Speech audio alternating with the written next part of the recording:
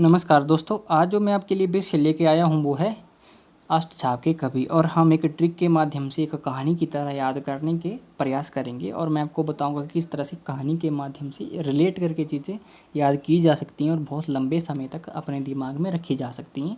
ये हमें भूलती नहीं है, नहीं तो रटा हुआ जो है बहुत जल्दी भूल जाता है। ठीक है, क्योंकि रटने वाली चीज़ें और ये जो अष्टछाप के 8 कवि हैं ये तो हमें रटने पड़ेंगे। ठीक है, इनको बोलते हैं हम तथ्यात्मक प्रश्न, यानी कि ये फैक्चुअल प्रश्न होते हैं। ठीक है, तो इस तरह से जो प्रश्न हैं वो नेट जैसी परीक्षाओं में, हिंदी से जितनी भी परीक्षाएं होती हैं उनमें बनते हैं। नेट जैसी परीक्षाओं की बात करें तो यहाँ पे बनते, जैसे पूछ लिया जाएगा कि इनमें से वल्लभाचार्य के शिष्य नहीं हैं, अब या वल्लभाचार्य के शिष्य हैं, विट्ठलनाथ के शिष्य हैं। ठीक है, जो कवि हैं ये अष्टछाप के, इनके संबंध में ये पूछा जा सकता है कि इनके जन्म काल के अनुसार अवरोही क्रम में व्यवस्थित कीजिए। ठीक है, तो इस तरह से प्रश्न जो वो बन सकते हैं और बनते आए हैं पहले से भी और आगे भी बनने की संभावनाएं हैं। तो देखिए, अष्टछाप के बारे में एक सामान्य से मैं आपको जानकारी दे देता हूँ। ठीक है, तो अष्टछाप क्या था? देखिए, हिंदी साहित्य के इतिहास में भक्ति काल का जो समय था, भक्ति काल की काव्य धारा थी कृष्ण भक्ति काव्य धारा। ठीक है, सगुण भक्ति काव्य धारा के अंतर्गत कृष्ण भक्ति काव्य धारा आती है और उस कृष्ण भक्ति काव्य धारा में बहुत सारे कृष्ण के भगवान की भक्ति से संबंधित बहुत सारे संप्रदाय प्रचलित थे। तो उनमें एक संप्रदाय था पुष्टि मार्गीय संप्रदाय। ठीक है, तो उसके जो आचार्य थे, या जिसको हम कह सकते हैं जो उनके परमाचार्य थे या प्रवर्तक थे, वो थे वल्लभाचार्य। ठीक है, और वल्लभाचार्य के जो पुत्र थे विट्ठलनाथ, उन्होंने ही 1565 ईस्वी में अष्टछाप की स्थापना की। ठीक है, और अष्टछाप के बारे में अब मैं बताता हूँ कि अष्टछाप क्या था। श्रीनाथ का मंदिर था एक, जहाँ पे कृष्ण की पूजा होती थी, पूजा अर्चना होती थी। और सुबह से शाम तक, यानी कि सुबह पूजा अर्चना से लेके शाम संयन तक जो वो कृष्ण की जितनी भी दिनचर्या होती थी उससे संबंधित जो ये जो भक्त होते थे ये गाते थे, यानी कि ये गायक भी हुआ करते थे, संगीतज्ञ भी हुआ करते थे। तो ये जो 8 कवि थे या 8 संत थे, ये कह सकते हैं कि गायक भी थे, ये गाते भी थे। ठीक है, तो इस तरह से अष्टछाप की स्थापना होती थी, इसके लिए गाने के लिए हुई थी। देखिए, वल्लभाचार्य के जो शिष्य थे वो थे 84 शिष्य। ठीक है, और विट्ठलनाथ के 252 शिष्य थे। उनमें जो संगीतज्ञ थे या गायक थे उनको मिला के अष्टछाप की स्थापना की थी विट्ठलनाथ जी ने। ठीक है, देखिए, याद करने का एक तरीका बताता हूँ किस तरह से हम इनको याद करें। इसके संबंध में मैं पूरी विस्तृत जानकारी हम तब प्राप्त करेंगे जब हम हिंदी साहित्य का इतिहास पढ़ेंगे। ठीक है, तो वल्लभाचार्य के शिष्य दिखते हैं। देखिए, सबसे पहले स्थापना की बात कर लेते हैं। स्थापना इसकी 1565 ईस्वी में होती है और विट्ठलनाथ जी की स्थापना करते हैं। ठीक है, और वल्लभाचार्य के शिष्य दिखते हैं सबसे पहले। देखिए, कुंभनदास, ठीक है, सूरदास, परमानंद दास और कृष्णदास की 4 वल्लभाचार्य के शिष्य थे। अब इसके बाद हम देखते हैं इनके जन्म और मृत्यु। तो कुंभनदास का जन्म जो 1468 में होता है। ठीक है, और मृत्यु 1582 में होती है, तो आप देख रहे हैं स्क्रीन पे। और सूरदास का जन्म 1478 में होता है। ठीक है, परमानंद दास का 1495 में और कृष्णदास का 1496 में। देखिए, आपको याद किस तरह से करना है।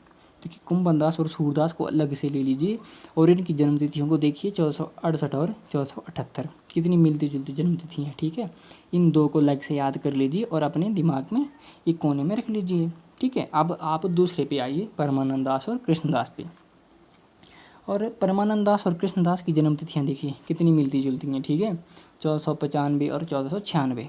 ठीक है, तो आप इसको दोनों को याद करके एक तरफ रख लीजिए। अब आपको, मुझे लगता है कि रिलेट करके चीज़ें जब आपने रिलेट कर ली तो ये आपको बहुत समय तक याद रहेंगी। इस तरह से मैं खुद भी याद करता था, अभी भी करता हूँ। बहुत सारी चीज़ें होती हैं वो रिलेट करके याद की जाती हैं इस तरह से। देखिए, रचनाएं जो होती हैं वो भी इसी तरह से रिलेट करके याद की जाती है। 2-3 को एक तरह से, जैसे 68 और 78 में कितना मिलन मिलन हो रहा है इनमें। ठीक है, ये बहुत सारी मिलती हैं एक दूसरे से चीज़ें, तो इनको किस तरह से याद किया जाता है, रिलेट करके। ठीक है, तो आप इस तरह से याद कीजिए। अब हम देखते हैं विट्ठलनाथ के शिष्य। तो विट्ठलनाथ के जो शिष्य थे वो 4 शिष्य थे। तो इनमें छीत स्वामी, गोविंद स्वामी, चतुर्भुजदास और नंददास थे। ठीक है, हम इनके जन्म देखते हैं, क्योंकि जन्म इसलिए देखा रहे हैं क्योंकि इनके जो जन्म तिथि के अनुसार अवरोही क्रम में व्यवस्थित करने के लिए आता है नेट जैसी परीक्षाओं में। तो छीत स्वामी का जन्म होता है 1505 में। ठीक है, गोविंद स्वामी का जन्म 1516 में, और इनकी मृत्यु अब देख ही रही, चतुर्भुजदास 1530 और नंददास 1533। इसी तरह जैसे हमने ऊपर याद किया उसी तरह से नीचे देखी, इनकी जन्म तिथियाँ देखी। ठीक है, छीत स्वामी और गोविंद स्वामी में थोड़ा सा फर्क है, परंतु दो को ले लीजिए, 1505 और 1516। कई जगह 1515 भी मिलता है, तो आपको परीक्षा में या तो 15 पता जाएगी या 16, तो आप वहाँ पे देख सकते हैं, आपको पता चल जाएगा। ठीक है, तो 15 और 16, ठीक है, बहुत मिलते जुलते हैं। और दो को याद कीजिए, छीत स्वामी और गोविंद स्वामी। ठीक है, और नाम भी देखिए इनके स्वामी लगा हुआ है अंत में। ठीक है, छीत स्वामी और गोविंद स्वामी नाम से भी है, और इनकी जन्म तिथियाँ भी आप इस तरह से रिलेट करके याद कर लीजिए, और इसको एक दिमाग के कोने में रख लीजिए, आपको याद हो गया। उसी तरह से चतुर्भुजदास और नंददास की जन्म तिथियों को देखिए, 1530 और 1533, बहुत मिलती जुलती हैं। ठीक है, और इस तरह से आपने याद कर लिया इसको। ठीक है, अब मुझे बताइए किस तरह से रिलेट करके जब आप पढ़ेंगे तो परीक्षा में किस तरह से क्वेश्चन आएगा। अगर प्रश्न पूछा जाता है कि बल्भाचार्य के शिष्य कौन है, विठलनाथ के शिष्य कौन है, या इनके जन्म के अनुसार अवरोही क्रम में व्यवस्थित करने के लिए कह सकते हैं, तो उस तरह से मुझे लगता है कि इस तरह से कोई भी प्रश्न आपसे नहीं छूटेगा फिर। ठीक है, अब मैं आपको ट्रिक बताता हूँ, 2 ट्रिकें मैंने आप पे लिख ली हुई हैं, आपको मैं वो बता रहा हूँ। देखिए ट्रिक है एक, 6 दास 2 स्वामी। देखिए यहाँ पे 6 दास हैं, ठीक है कि नहीं है। देखिए कुंभनदास, क्योंकि इनके नाम के अंत में दास लगा है। सूरदास है, परमानंद दास, कृष्णदास, चतुर्भुजदास और नंददास। 2 स्वामी हैं, छीत स्वामी और गोविंद स्वामी, 2 के नाम के साथ स्वामी लगा हुआ है।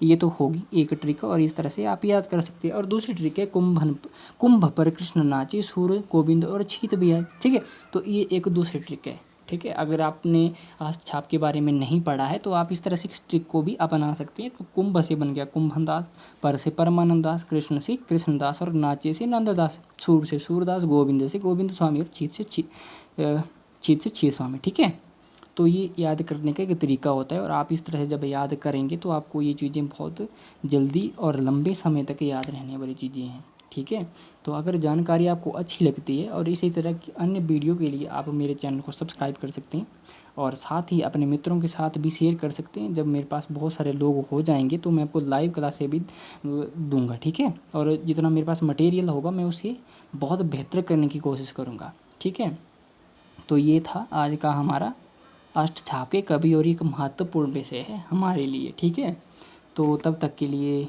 धन्यवाद।